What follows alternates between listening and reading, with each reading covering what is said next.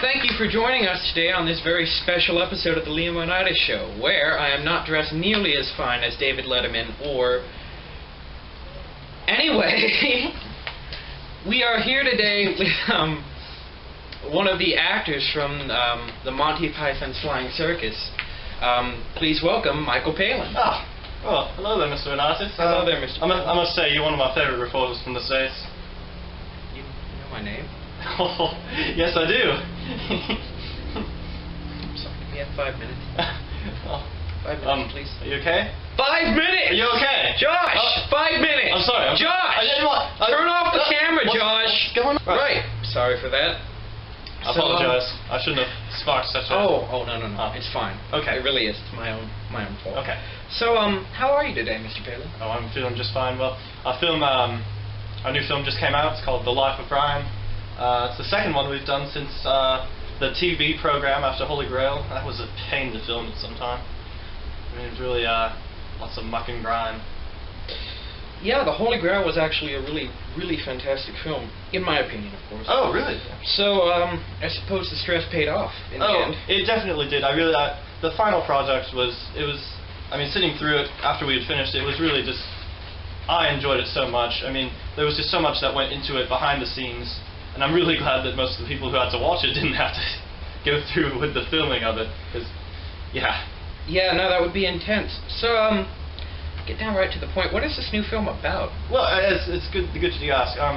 It's basically about a man named Brian, and he's kind of just mistaken as this false messiah, and it's got this huge mix-up, lots of political ramblings and everything. It's really, honestly, I mean, obviously I'm a spokesperson for the film because I made it, but in my opinion, it's a very good film.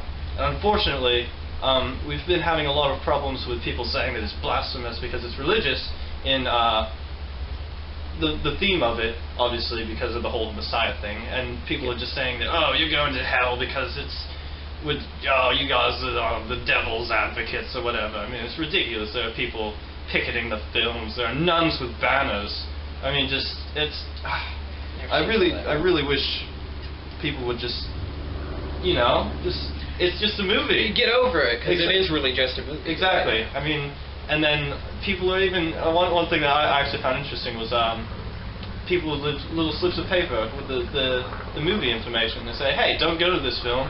But in actuality, people are discovering more about the film because they're like, oh, what's that? So it's like free advertising. It really, yes, exactly. That's actually really funny. Yeah, I know.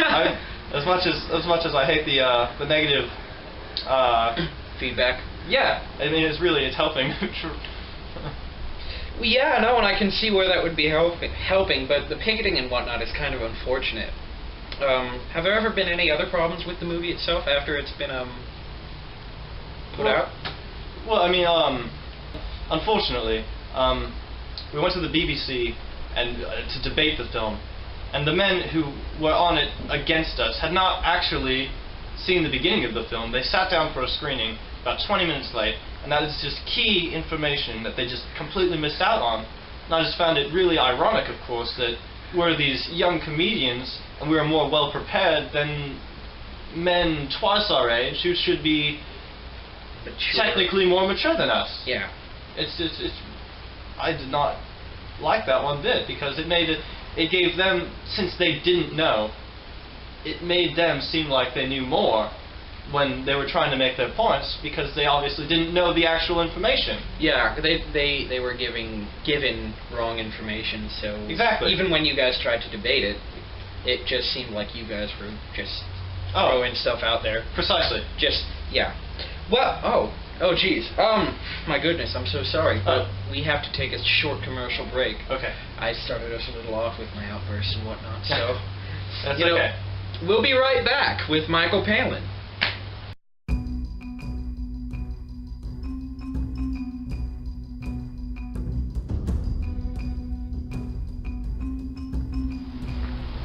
"'Twas love that killed the beast." Actually, it was probably the fact that he fell 100 stories off the Empire State Building after being shot repeatedly by attack planes. But you're entitled to your own opinion. In a world where everybody makes poetic assumptions, one man uses common sense. We finally made it to Mordor after all these years. Or, could have taken the huge birds, flown over the volcano, and dropped the ring in. But that's just my opinion. The man who takes movie cliches and gives them a majestic slap of justice infused sense to the cranium. Sit! Rose, listen to me. Listen. Winning that ticket was the best thing that ever happened to me. It brought me to you, and I'm thankful, Rose. I'm thankful. You must do me this honor. Promise me you will survive. That you will never give up. No matter what happens. No matter how hopeless. Promise me now, and never let go of that promise. I promise you. Never let go.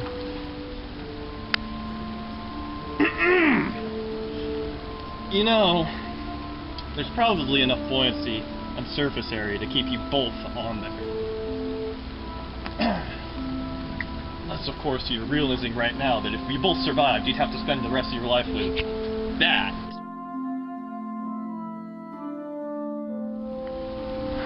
Huh?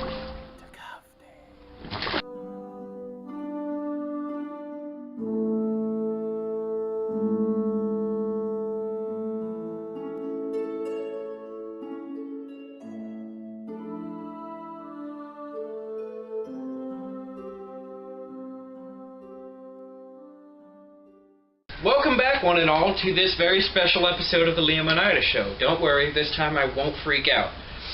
We have here with us, if you haven't been with us already, Mr. Michael Palin. Ah, well, thank you. Hello. It's good to have you back. Oh. After that commercial break. I hope you've calmed down a little bit. It was an astounding commercial, I must say. Oh, I enjoyed it. All right. Very much myself. So, excuse me, I'm sorry. Yes, sir. Some of my topics are getting a little mixed up. Take your time. Anyway, right, you've been talking about some of the film's controversies and whatnot, but what are some of the reasons? I mean, this can't be the first time that you guys had troubles of any kind. Yeah, oh no, multiple sketches we've done on the show have been met with criticism regarding the content. One particular was the Undertaker sketch, where we did have a cannibalism joke. That probably didn't go over too well. Yeah, I mean, and then obviously we're very for anti-censorship, because just the way that our comedy works, it's some sort of, it's very outlandish sometimes. I mean, and Eric actually wrote a song called "I Bet You They Won't Play This on the Radio." Just poked fun at that. Yeah. Yeah, and I mean, obviously there wasn't actually any vulgar language because it was all comedically bleeped out, but it obviously gets the message across that he doesn't like censorship. Yeah, no, definitely. And that's really, that shows our stance on that as a whole really well. Yeah, and I remember that song. I really enjoyed that.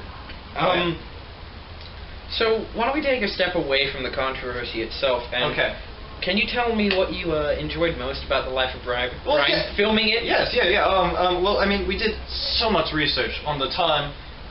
There's all these biblical era films coming out where, in actuality, ours are more accurate than theirs, because ours is about the average man in an extraordinary situation, and really, compared to most of the biblical films that are coming out in these times, it's more about some crazy plot. And then obviously there are a lot of modern political jokes and that sort of thing scattered throughout the movie, but in the scenes where we wanted authenticity for the time period, we brought that to the table. Yeah, and I did enjoy that. That in some of the other movies that I've seen, some of them did bring that to the table, and I really enjoyed that, the authenticity that was given. And the problem with those was they were just so serious. And since you guys are comedians, I mean, you've obviously brought some kind of modern satire into it. Well, tell us what some of that is. Yeah. So basically, we have these revolutionary groups that oppose the Romans, but really we designed those to look like the revolutionary groups that came around in this decade.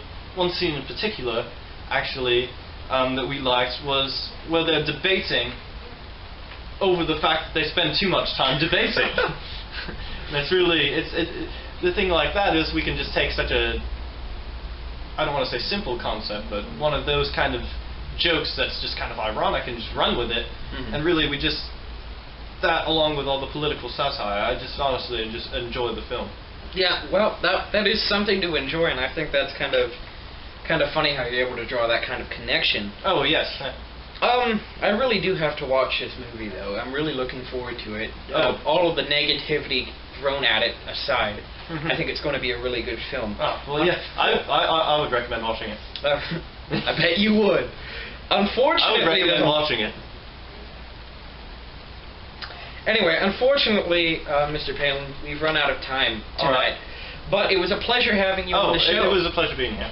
And I really look forward to having you again once the movie comes out. Oh, yes. Oh. And for any future work that you do. Oh, definitely. Thank you for being on the show. Thank you, Mr. Onitis.